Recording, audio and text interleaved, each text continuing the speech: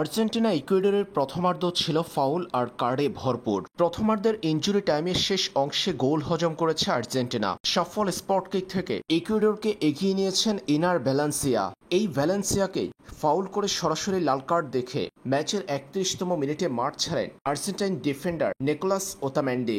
একা বল নিয়ে এগিয়ে যাওয়া ইকুয়েডরের তারকা ইনার ভ্যালেন্সিয়াকে ডিবক্সের আগে ফাউল করে লাল কার্ড দেখায় আর্জেন্টাইন এই ডিফেন্ডার।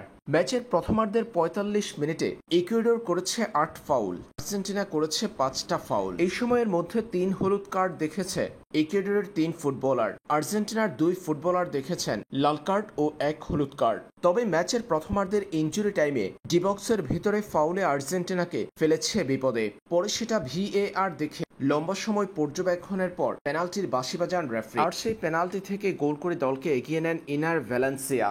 ফাউলের ঘটনা এবং ভিএআর দেখে পেনাল্টির সিদ্ধান্তকে অস্বীকৃতি জানাচ্ছিল আর্জেন্টাইন ফুটবলাররা। এ সময় রড্রিগো দি পলকে দেখা গেল বেশ উত্তেজিত।